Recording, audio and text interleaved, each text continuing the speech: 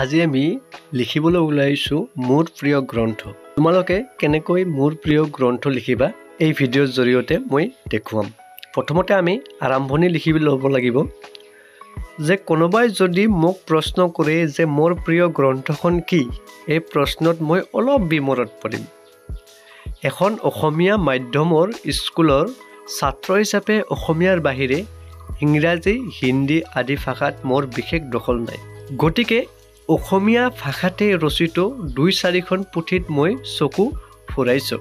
আঙুলিৰ মূৰত লিখিব পৰা সেইকেইখন পুথিৰ ভিতৰত মোৰ আটাইতকৈ প্ৰিয় পুথিখন হ'ল সদৌ অসমীয়া জাতিৰ চিৰ গ্ৰন্থাকাৰৰ পৰিচিত। আমি আৰম্ভণিৰ পিছতে লিখিব লাগিব।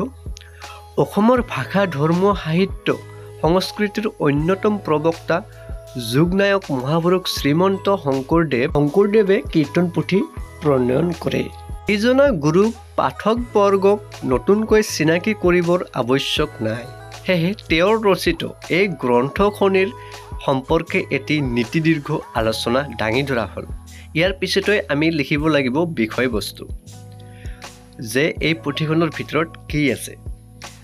বিষয়বস্তু: ভগৱান শ্ৰীকৃষ্ণ সৃষ্টি স্থিতি প্ৰলয়ৰ গৰাকী, তেওঁৱেই ভক্তসৱৰ ভজনীয় ঈশ্বৰ। এই পৰম পুৰুষজনাৰ ঐশ্বৰিক চৰিত্ৰ, দৈহিক বৰ্ণনা, ভক্ত ভগৱানৰ অপৰিহাৰ্য সম্পৰ্ক, এইখিনিকে লৈ মহাপুৰুষজনাই বিভিন্ন আখ্যান উপাখ্যান আদিৰ মাজেৰে প্ৰায় ১.৫ কুৰি অধ্যায়ত মহান গ্ৰন্থখিনিৰ পৰিসমাপ্তি ঘটাইছে। ইয়াৰ পিছতেই আমি লিখিব লাগিব সাহিত্যিক অলংকাৰ।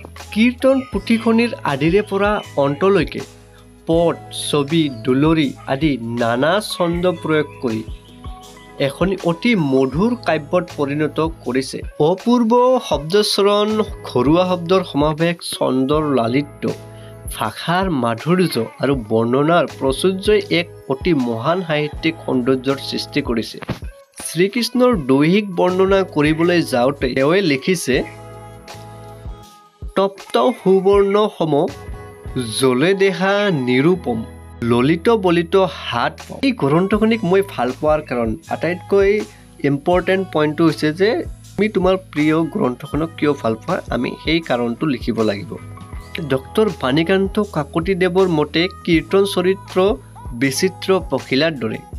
ইয়াৰ সৌন্দৰ্য কোনো ক্ষেত্ৰতে ম্লান পৰা নাই। ই ল'ৰাক ধেমালিৰ বস্তু দিয়ে, ডেকাক যৌৱন তত্ত্ব দিছে আৰু বয়োবৃদ্ধসকলক সৃষ্টিতত্ত্বৰ গভীৰ কথাৰে মহান আমোদ যোগাইছে। পুথিখনিৰ আৰম্ভণিতে এইজনা মহান গুৰুৱে সমগ্ৰ মানৱ জাতিৰে প্ৰতি সভক্তিৰে প্ৰণিপাত জনাইছে। প্ৰথমে প্ৰণাম ব্ৰহ্মৰূপী সনাতন সৰ্ব অৱতাৰ কাৰণ নাৰায়ণ, তজুনাভি কমলত ব্ৰহ্ম ফলজাত, যুগে যুগে অৱতাৰ ধৰা অসংখ্যত।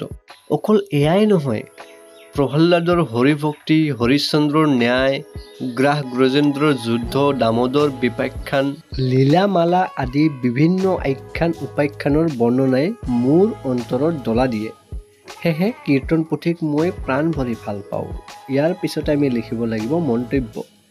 নিচেই সীমিত অভিজ্ঞতাৰে আৰু খুব কম সময়ৰ ভিতৰত এই গ্ৰন্থখনিৰ বিষয়ে প্ৰাঞ্জলভাৱে দাঙি ধৰিবলৈ যোৱাটো মোৰ বাবে ধৃষ্টতা মাথোন।